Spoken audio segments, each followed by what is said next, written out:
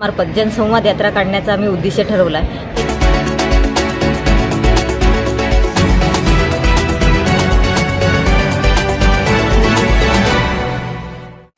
भटके विमुक्त आदिवासी बांधव एकवटले सेवाग्राम येथे नागपूर ते मुंबई संवाद यात्रेची तयारी। वस्तुतांड्यातून संवाद साधत बांधला जाणार समस्या निराकरणाचा पूल। भटके विमुक्त आदिवासी समाज बांधवांच्या समस्या सोडविण्यासाठी आणि शासन दरबारी प्रश्न मांडण्यासाठी नागपूर येथून मुंबईपर्यंत संवाद यात्रेचे आयोजन करण्यात आले आहे। भटक्या विमुक्त आदिवासी समाजाच्या विविध समस्या सोडविण्यासाठी विविध भटक्या समाज संघटना एकवटल्या आहे। शासन दरबारी भटक्या समाजाचे प्रश्न मांडण्यासाठी राज्य संयोजन समिती गठीत करण्यात आली आहे। त्यानुसारच विदर्भात कार्य करण्यासाठी देखील विदर्भ प्रदेश समितीचे देखील गठन करण्यात आले। या समितीची बैठक आज सेवाग्राम येथे आयोजित करण्यात आली होती। बैठकीला विदर्भातील ठिकठिकाणावरून समाज बांधव सहभागी झाले होते। नागपूर ते मुंबई अशी संवाद यात्रा येत्या 15 ऑगस्ट रोजी काढण्यात येणार आहे। या संवाद यात्रेत विविध जिल्ह्यातील भटके विमुक्त आदिवासी बांधव सहभागी होणार आहे। आपल्या समस्या या संवाद यात्रेच्या माध्यमातून सोडविण्याचा प्रयत्न असणार आहे। महाराष्ट्रामधल्या भटक्या विमुक्त ज्या संस्था आहेत, भटक्या विमुक्त आदिवासी लोकांबरोबर जे काही काम करणाऱ्या ज्या काही संस्था संघटना आहेत, त्यांनी एकत्रित येऊन भटक्या विमुक्त आदिवासी संयोजन समितीची महाराष्ट्र लेवलवरती एक समिती स्थापन केली। याचा उद्देश हा होता की भटक्या समाजाचा एकत्रित मिळून कसा प्रश्न मांडता येईल, दबावगट कसा तयार करता येईल, या सगळ्या प्रश्नांना सगळ्यांनी मिळून एकत्रित कसं काम करता येईल यासाठी ही संयोजन समिती पूर्ण महाराष्ट्रावर काम करते।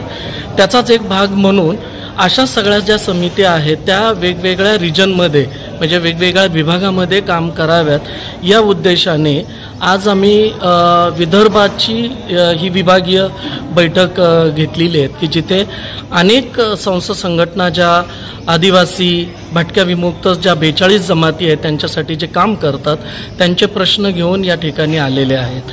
अशा वेगवेगळ्या विभागामधून जसं पश्चिम महाराष्ट्र आहे, उत्तर महाराष्ट्र आहे, मराठवाडा आहे, विदर्भ आहे, मुंबई आणि कोकण विभाग आहे, या सगळ्या विभागातून ही सगळ्या संस्था संघटना एकत्रित येऊन हा प्रश्न तयार करतात। उदाहरणार्थ सरकार भटक्या समाजासाठी केवळ मतदार म्हणून एवढाच फक्त जो विचार करते, त्याच्या विरोधामध्ये आजही म्हणजे भटक्या समाजाला काय मिळालेले, आजही रेशनिंग कार्डसाठी आम्हाला दारोदार फिरावं लागतं।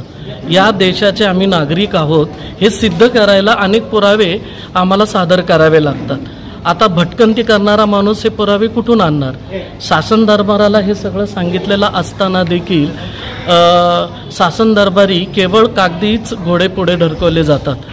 आरोग्याचे प्रश्न असतील, शिक्षणाचा प्रश्न असतील, जातीच्या दाखल्याचा प्रश्न असेल, असे अनेक प्रश्न आहेत, घरकुलाचा प्रश्न आहेत, या सगळ्याला प्रश्नाला घेऊन एक सामुदायिक दबाव गट कसा तयार करता येईल त्याच्यासाठी ही भटक्या विमुक्त आदिवासी महाराष्ट्र राज्याची समिती काम करते। आणि आत्ता आम्ही हे सगळे संघटक आता इथं वेगवेगळे मदारी समाजाचे लोक आलेले आहेत, वडार समाज आहेत, भिल्ल समाज आहेत, भोई समाजाचे लोक आहेत, असे आदिवासी समाजाचे असे अनेक लोक या ठिकाणी एकत्रित आलेले आणि त्याचे हे सगळे प्रमुख कार्यकर्ते जमलेले आहेत की जे आपापले प्रश्न घेऊन आत्ता सगळेजण मिळून हे कार्य पुढे घेऊन जाणार आहोत।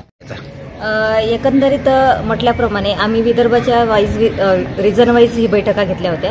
जसं सातारा, मराठवाडा आणि आता विदर्भामध्ये ही 4थी कार्यशाळा असं म्हणायला काही हरकत नाही। तर या कार्यशाळेमध्ये ज्या संस्था संघटना प्रमुख आहेत यांच्या माध्यमातून जे आम्ही पुढच्या जे संयोजन समितीच्या मार्फत जनसंवाद यात्रा काढण्याचा आम्ही उद्देश ठरवला आहे। तर हे यात्रेचं नियोजन कसं राहणार किंवा ही संविधान यात्रेचा म्हणजे मूल उद्देश काय राहणार की जर ही संवाद यात्रा आपण नागपूरहून काढणार तर आपल्याला ही यात्रा मुंबईपर्यंत न्यायची, कशा पद्धतीने पोहोचवायची किंवा त्या तालुक्याला लागून जिल्ह्याला लागून किती गाव, तांडे, बेडे वगैरे वस्त्या येतील, तर ह्या माध्यमातून एक रूढ धरल्या जाणार की जे संवाद यात्रेचं नियोजन आहे त्या नियोजनासाठी आम्ही आज संस्था संघटना प्रमुखांचं नियोजन चाललंय।